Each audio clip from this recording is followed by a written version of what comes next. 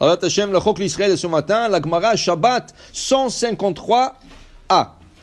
Tenan atam, Rabbi Eliezer Omer, Shuv yom echad ifne mitatcha.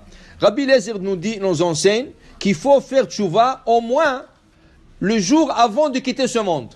Ça veut dire, même si tu t'es amusé toute ta vie, tu as profité de la vie, tu n'as rien fait, ni Shabbat, ni Kasher, ni rien du tout, tu sais quoi? Au moins, fais le geste que le jour avant que tu quittes ce monde, fais tchouva.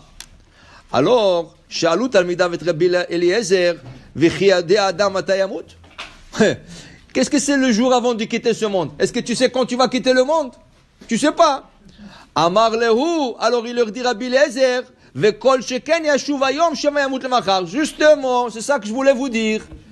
Puisque tu sais pas quand tu vas quitter ce monde, chaque jour tu dois te dire peut-être demain. Et ça va t'emmener chez Nimtsa Kol Yamav B'Tshuva. Alors tu te trouves toute ta vie dans la Teshuva.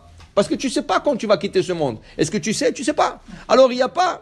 Ve'af Shlomo Amar B'Chochmato Bechol et Yub Gadecha Levanim Ve'Shemer An Roshcha Lo Yichsar. Même le roi Salomon nous a enseigné. Le roi Salomon c'était le Chacham Mikol Adam. C'était l'homme le plus sage sur terre. Et s'il donne les conseils, il faut le suivre au moins. Alors il dit ici, Shlomo Amelech, Bechol et Yub Gadecha Levanim. À tout moment, tes habits doivent être blancs.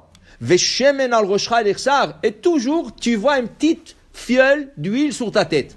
Qu'est-ce qu'il veut dire Shlomo Amelech? Explique Rachamim. Quelqu'un qui porte des habits blancs et il met une petite jarre d'huile ou une petite fiole d'huile sur sa tête, il doit faire très attention. S'il ne marche pas droit, il fait un petit faux pas, qu'est-ce qui arrive? Toute l'huile va se verser sur ses habits blancs, il va le tacher. Ainsi dit Shlomo Amelech, toujours fais attention à tes pas, toujours fais attention à tes actions. Fais attention, qu'est-ce que tu es en train de faire? Comme si tu avais une petite fiole d'huile sur la tête, et tu es en train de marcher, et tu fais attention pour te balancer, ainsi une personne doit se balancer dans la vie. Ok, il y a des gens qui disent, je ne suis pas religieux. Ok, ça va, tu n'es pas super religieux. Mais il y a des minimums, non? Il y a des minimums. Okay? C'est quoi le minimum d'un juif? C'est quoi le minimum? Le minimum d'un juif, c'est de manger kasher. Ça, c'est minimum. Quoi, tu vas me dire que tu ne veux pas manger... Quoi, tu dois manger de crevettes? Tu dois manger des fruits de mer. C'est ça. C'est ça. Tu dois... Non, mais est-ce que... C'est minimum. Mais tu ne peux pas dire je ne peux pas sans ça. C'est ça. Oui, peut-être c'est plus délicieux parce qu'ils mettent toutes sortes de choses. Mais écoute, il y a un minimum. Un juif, il a un minimum. Pourquoi Hachem l'a fait? Hachem l'a fait pour ton bien. Parce que toutes ces choses-là, ils sont pleins de pourriture, pleins de choses que Hachem peut rendre la personne malade. D'abord, la première chose que le non-kosher il fait, ça affecte ta pensée. Tu penses plus kasher. Pourquoi? Parce que qu'est-ce que tu manges? Et si tu manges du non-kosher, tu commences à penser non-kosher. Alors, le Maïmonide, il a reçu une fois une lettre de quelqu'un qu'il avait des questions sur Mashiach et sur notre religion. Et il posait des questions dures. Qu'est-ce que ça veut dire dur? Ça veut dire que la personne, quand on lisait la lettre, tu voyais que la personne n'avait pas de émouna. Le Maïmonide, il lui dit, je suis capable de te répondre. Mais la seule manière que je te répondrai, c'est si toi tu me réponds, est-ce que tu manges kasher? L'autre, il lui a envoyé une lettre comme quoi il ne mange pas kasher. Il lui a dit, je ne te répondrai jamais. Pourquoi? Il lui a dit, parce que quelqu'un qui ne mange pas kasher, il ne pense pas kasher, tu ne peux jamais le convaincre. Tu ne peux jamais le convaincre. Quelqu'un qui mange kasher est dans le mauvais chemin, je peux le convaincre. Je peux lui montrer qu'il est dans le tort. Il va accepter, il va terminer par accepter. Mais quelqu'un qui ne mange pas kasher, tu peux tout faire. D'abord, il n'a pas de émouna et il n'a pas assez d'intelligence pour voir la vérité. Il voit tout noir, il voit tout à l'envers. Alors le Maïmonide, il lui disait, je peux répondre à tes questions, mais je ne le répondrai pas, parce que ça ne sert à rien. Alors il dit, ça c'est le minimum d'un juif. Le minimum, c'est de manger kasher. Okay? Le minimum aussi, vous savez que le minimum aussi, c'est de faire au moins un geste de garder le Shabbat. Qu'est-ce que c'est le geste? Le Rav Yosef, il dit, la moindre de geste de garder le Shabbat, c'est faire le kiddush le vendredi soir. C'est la moindre des choses. Pourquoi c'est la moindre des choses? Il y a une halakha très intéressante. Elle offusque certains gens, mais c'est une halakha. Si nous avons du vin et il n'est pas cuit, le meilleur vin, Le meilleur vin, c'est du vin non cuit. D'ailleurs, quand on emmenait des libations au Beth Amikdash, chaque sacrifice on emmenait des libations, il fallait mettre du vin non cuit. Le Maïmonide dit, si le vin était cuit, il n'est pas saoul. Pourquoi? Parce qu'il a perdu de son importance. Top.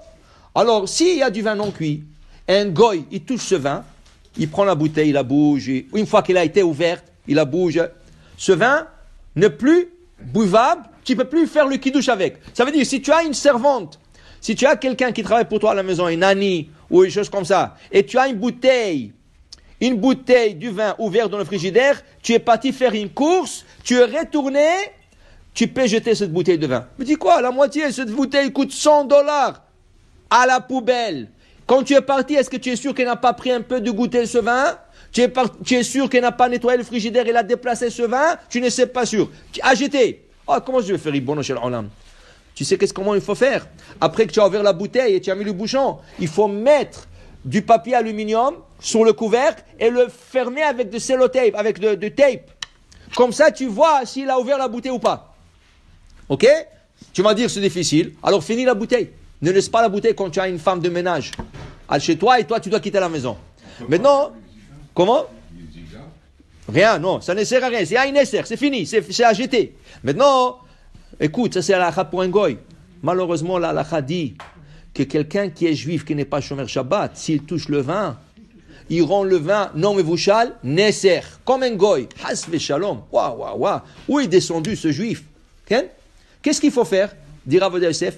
Si cette personne, au moins, il fait le kidouche le vendredi soir, il s'assoit à table avec sa femme, il fait le kidouche, ça le sauve que son toucher du vin ne le rend pas nécessaire bedi avad. A priori, on essaie de ne pas lui qui touche. Mais à bedi avad, c'est pas nécessaire. Pour te dire, ça c'est le minimum. Faire le kidouche le vendredi soir, c'est un minimum pour que tu restes sur un statut d'un juif. Que tu ne sois pas comme un statut d'un goy. Okay?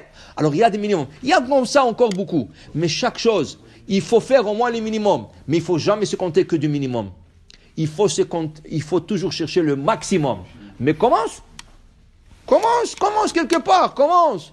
Kasher, Shabbat, commence quelque part. Et après, tu avances petit à petit. Mais pour dire que, c'est ça qui dit Rabbi Eliezer. Toujours, tu dois être dans la teshuva toute ta vie. Un jour avant ta mort. Est-ce que tu sais quand tu vas mourir? Tu sais pas. Alors chaque jour, tu fais teshuva petit à petit. Baruch Adonai Le'olam. Amen ve amen.